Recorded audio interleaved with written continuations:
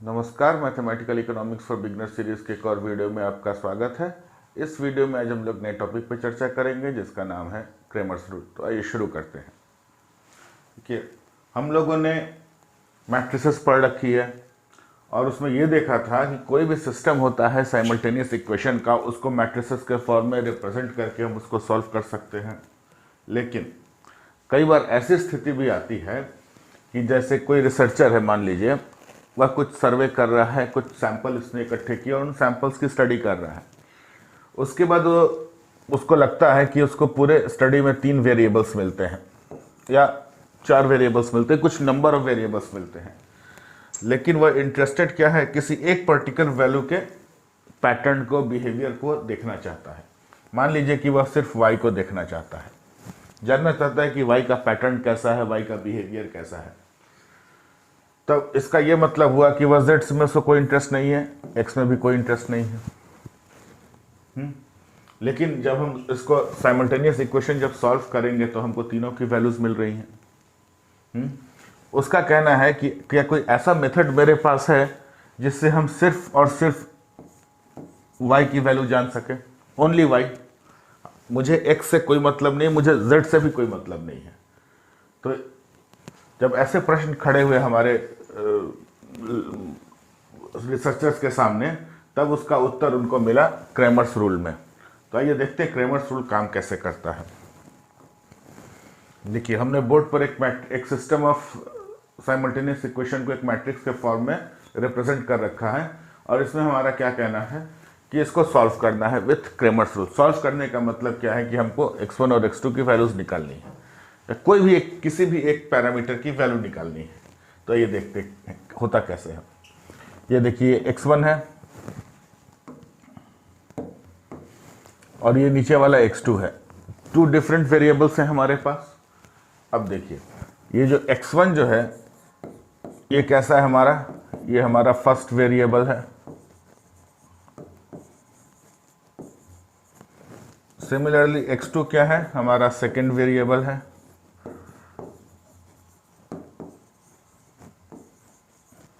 दो वेरिएबल्स हैं, first variable, second variable. अगर मान लीजिए तीसरा वेरिएबल भी होता तो हमारा थर्ड वेरिएबल हो जाता।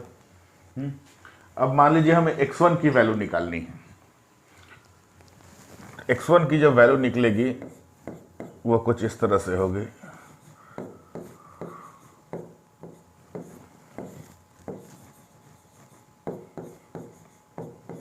ये होगी। अब देखिए, यहां पे हमें x1 तो हमें मालूम है क्या हुआ है, क्या है a1 क्या है मालूम नहीं है, डिटर्मिनेंट ऑफ a1 क्या है मालूम नहीं है, a1 व्हाट इज a1 हमको मालूम नहीं है। डिटर्मिनेंट ऑफ a कुछ हम ये अंदाजा लगा सकते हैं कि ये वाली जो मैट्रिक्स है, इसको अगर हम डिटर्मिनेंट फॉर्म में लिख दें, यही a है, हम इसको इसका अगर डिटर्मिनेंट्स निकाल दें तो ये a हो सकता है। ये हम अंदाजा लगा सकते हैं और ये अंदाजा जो है हमारा बिल्कुल सही भी है। आइए अब विचार करते हैं a1 क्या होता है। देखिए, हमें फर्स्ट वेरिएबल का x1 की वैल्यू अगर निकालनी है हमें फर्स्ट वेरिएबल की, तो इसको कैसे, a1 होता क्या है, ये तो a हो गया। इसको कुछ इस तरह से लिख सकते हैं, डिटर्मिनेंट फॉर्म में कुछ इस तरह से लिख सकते हैं। प्रश्न है कि a1 क्या होता है। जब a1 है तो a2 भी होना चाहिए। a2 भी देखते हैं क्या होता है, पहले a1 देख लेते हैं। हमें निकालना क्या है, फर्स्ट वेरिएबल x1 की वैल्यू निकालनी है। तो ये जो हमारा फर्स्ट कॉलम है, ये वाला जो फर्स्ट कॉलम है, first variable first column, second variable second column, third variable third column. इस फर्स्ट वेरिएबल को हम लोग यहां से हटाकर उसकी जगह पर ये वाली चीज रख देते हैं।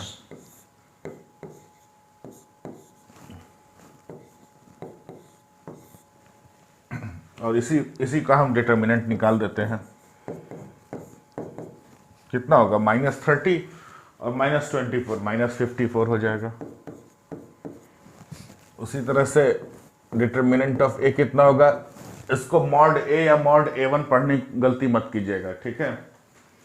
7 5 35, 35 -2 4 8, 35 -8 कितना, 27। कितनी वैल्यू हो जाएगी, x1 की वैल्यू कितनी हो जाएगी, -54 divided by 27 is equals to -2, ठीक है। सिमिलरली हमें अगर x2 की, देखिए इसमें इस पूरे कैलकुलेशन में हमने x2 की वैल्यू निकाली नहीं, डायरेक्ट x1 की वैल्यू निकाल दी। अब उसी तरह से यदि x2 की वैल्यू निकालनी होगी, x2 is the second variable, second variable है, इसका मतलब जो हमारा सेकंड वाला कॉलम है, ये जो सेकंड वाला कॉलम है, सेकंड वाले कॉलम को रिप्लेस करेंगे किससे, -6 और 12 से रिप्लेस करेंगे, तो A2 मैट्रिक्स हो जाएगी। अच्छा हाँ, एक चीज़ और ध्यान रखिएगा, ये जो A1 A2 का जो नोमेनक्लेचर है, इसको लेकर थोड़ा सा आप लोग अलर्ट रहिएगा एग्जामिनेशन में, क्योंकि अगर इसमें मिस्टेक हो गया, आपका आंसर सही आने के बावजूद, नोमेनक्लेचर में अगर गड़बड़ हो गई, आपका आंसर सही आने के बावजूद अगर एग्जामिनर सेंसिटिव है नोमेनक्लेचर को लेकर, तो आपके नंबर काट सकता है। इस चीज़ का ध्यान रखिएगा। और हमारे यहाँ जितने भी यूनिवर्सिटी एग्जामिनेशन सिस्टम में जितने भी एग्जामिनर्स हैं, काफ़ी सेंसिटिव लोग होते हैं, इस चीज़ को ध्यान रखिएगा। तो A2 क्या हो जाएगा, 7 4 हो जाएगा। यहाँ हमने 7 4 हटाया था, यहाँ हमने 7 4 हटाया था, यहाँ हम 2 5 हटाएंगे। क्लियर है? x2 की वैल्यू क्या हो जाएगी, x2 की वैल्यू हो जाएगी determinant of A2 divided by determinant of A,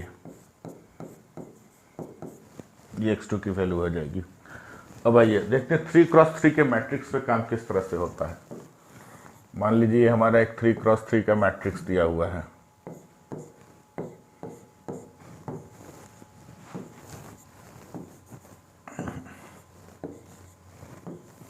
कुछ और इसका जो सॉल्यूशन, यहाँ जो वैल्यू दी हुई है, कुछ सपोज कीजिए ABC दी हुई है, ठीक है, ये हमारी 3x3 की मैट्रिक्स है। अगर हमें x की वैल्यू निकालनी है, अगर हमें x की वैल्यू निकालनी है तो क्या करेंगे, पहले कॉलम को हम इससे रिप्लेस करेंगे, y की वैल्यू निकालनी है तो दूसरे कॉलम को हम ABC से रिप्लेस करेंगे, z की वैल्यू निकालनी है तो तीसरे कॉलम को हम ABC से रिप्लेस करेंगे। फिर वही चीज़ x is equals to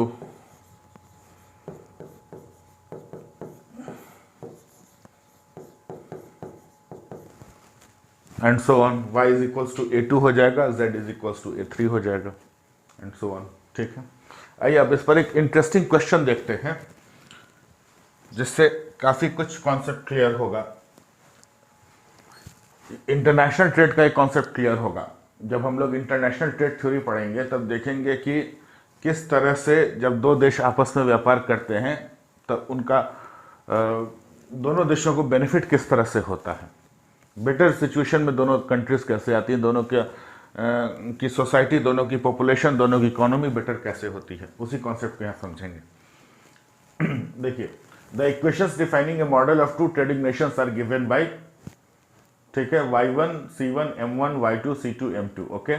express this system in matrix form, चलिए, and hence write y1 in terms of i1 star and i2 star. Write down the multiplier for y1 due to the changes in I2 star and hence describe the effect of the national income of country 1 due to changes in the investment in country 2। देखिए, हमारे पास यहाँ दो systems दिए हुए हैं, दो country का, एक कंट्री 1 का सिस्टम ये है और कंट्री 2 का ये वाला है। ध्यान दीजिएगा, यहाँ पे सब 1 1 1 1 है, y1 c1 i star 1 x1 m1 c1 फिर m1, ठीक है। यहाँ पे फिर y2 है, तो यहाँ पे सब 2 2 2 2 2 2 करके दिया हुआ है, ठीक है।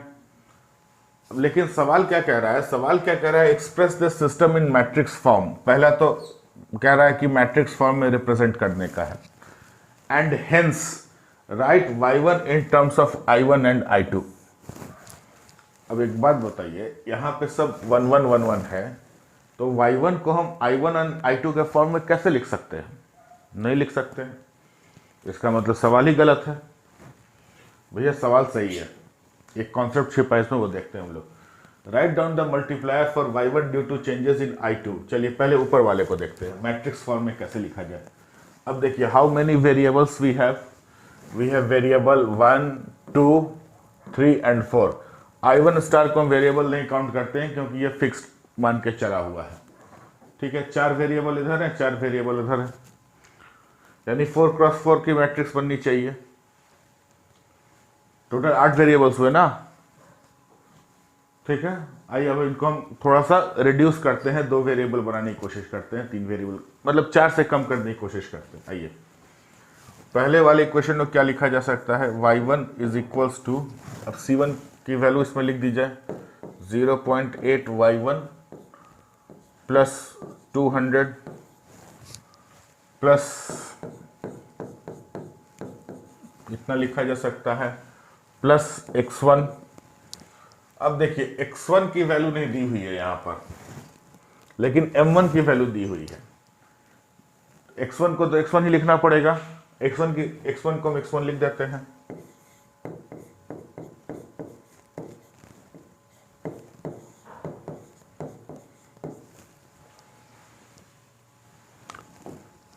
अब तो चौंक गए होंगे आप लोग कि ये क्या हो गया, x1 की जगह आपने सर 0.1 y2 क्यों लिख दिया, ये फिगर कहां से आया। ये हमारे क्वेश्चन में ही दिया हुआ है, ध्यान से पढ़ेंगे तो हमको ये मिल जाएगा कहां से है।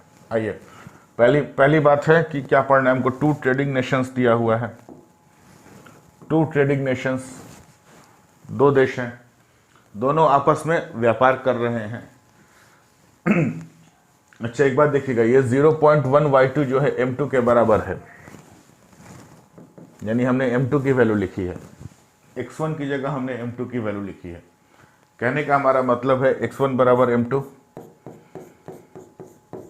ऐसा हम लिख रहे हैं। ऐसा क्यों लिख रहे हैं ये देखिए, ऐसा इसलिए लिख रहे हैं कि जब 2 ट्रेडिंग नेशंस हैं, x1 denotes what, sorry x denotes what, x denotes export, m denotes what, m denotes import. और जब 2 ट्रेडिंग नेशंस हैं तो इसका जो एक्सपोर्ट होगा इसका इंपोर्ट होगा कि नहीं होगा। मान लीजिए ये राइस जो है एक्सपोर्ट करता है, एक कंट्री ए है और एक कंट्री बी है, ठीक है। कंट्री ए जो है क्या एक्सपोर्ट करता है, राइस एक्सपोर्ट करता है, तो कंट्री बी का इंपोर्ट क्या होगा, राइस ही होगा। सिमिलरली कंट्री बी जो है वो क्या एक्सपोर्ट करता है, कॉटन एक्सपोर्ट करता है, तो कंट्री ए का इंपोर्ट क्या होगा, कॉटन होगा। वही चीज तो है, यानी कि इसका जो एक्सपोर्ट होगा इसका इंपोर्ट होगा। कॉन्सेप्ट क्लियर है। उसी तरह से x2 is equals to m1, इसका एक्सपोर्ट इसका इंपोर्ट हो जाएगा। क्लियर है कॉन्सेप्ट। आइए तो आगे देखते हैं हम लोग।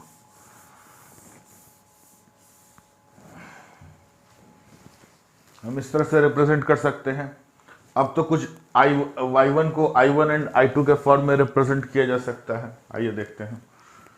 अब देखिए ये कितना हो जाएगा, माइनस होगा ना यहाँ पर, माइनस होगा, माइनस m1, ठीक है। अब देखिए 0.8 माइनस 0.2 कितना हुआ, 0.6 y1, ठीक है, plus 0.1 y2 plus 200 plus i1 star. अब इस 0.6 को इधर ले जाएंगे तो कितना हो जाएगा, 0.4 y1 हो जाएगा, माइनस इसको भी इधर ले आइए, 0.1 y2 is equals to 200 plus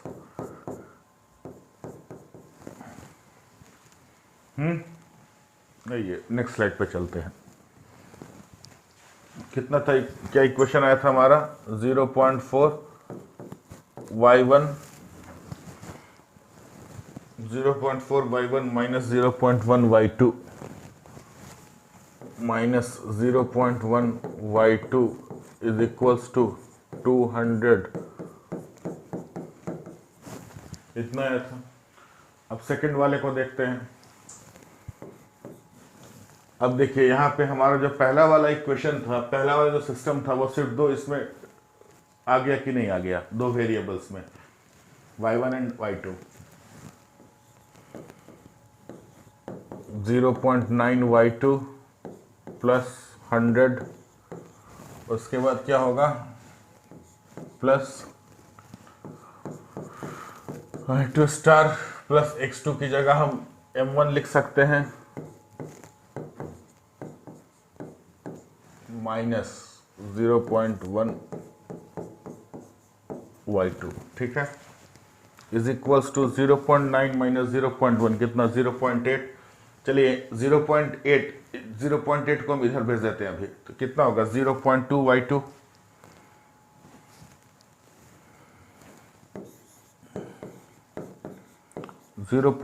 y2, minus 0.2 y1 is equals to कितना बचेगा 100 प्लस इतना बचेगा। अब देखिए यहाँ y1 पहले है y2 बाद में है, उसी यूनिफॉर्मिटी को मेंटेन करने के लिए हम इसको कुछ इस तरह से लिख सकते हैं,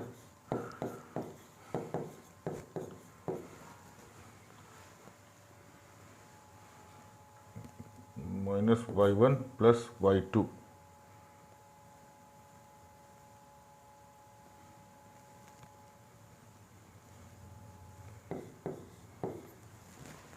ठीक है, इज इक्वल्स टू, अब दो इक्वेशंस आ गए हमारे पास, पहला इक्वेशन ये वाला है, दूसरा इक्वेशन नीचे वाला है। इन दोनों को मैट्रिक्स के फॉर्म में लिखा जा सकता है। हाँ, आइए लिखते हैं।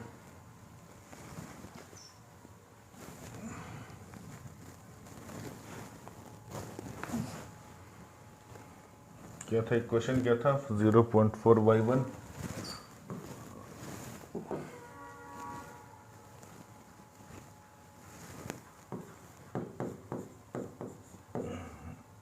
Minus 0.1y2 is equal to 200 plus, उसी तरह से नीचे क्या था minus 0.2 y1 plus 0.2 y2 is equals to, clear है। अब इसको मैट्रिक्स के फॉर्म में किस तरह से लिखा जा सकता है, कुछ इस तरह से लिखा जा सकता है 0.4 माइनस 0.1 माइनस 0.2 इंटू 0.2, ये हो गया वेरिएबल्स क्या क्या हो गया हमारे पास y1 y2, और इधर क्या हो जाएगा 200 प्लस i1 और 100 प्लस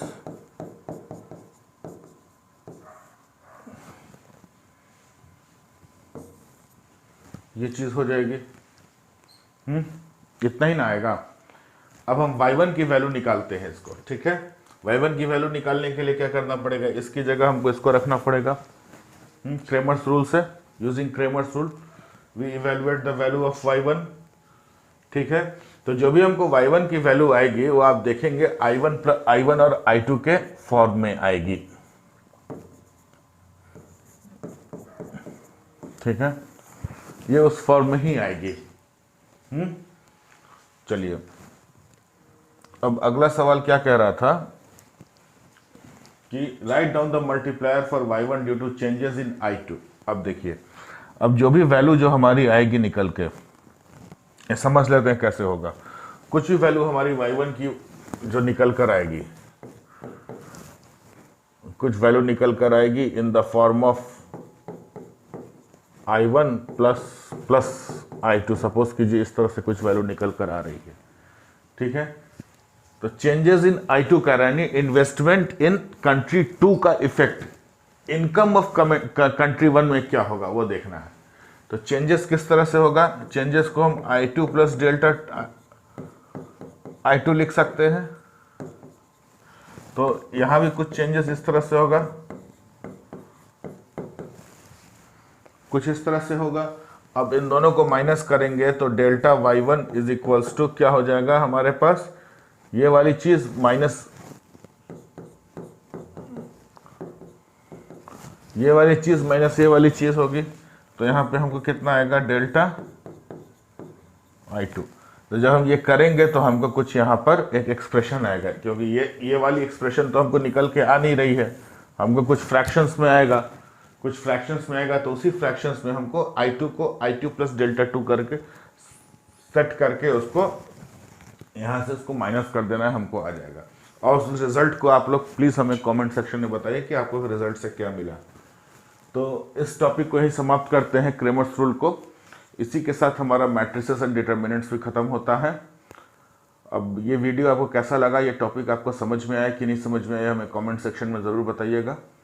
यदि अच्छा लगा हो तो अपने दोस्तों के साथ अधिक से अधिक मात्रा में शेयर करें ताकि उन्हें भी इस तरह की वीडियोज़ का लाभ मिल सके। मिलते हैं अगले वीडियो में एक नए टॉपिक और नए कॉन्सेप्ट के साथ। तब तक के लिए जय हिंद।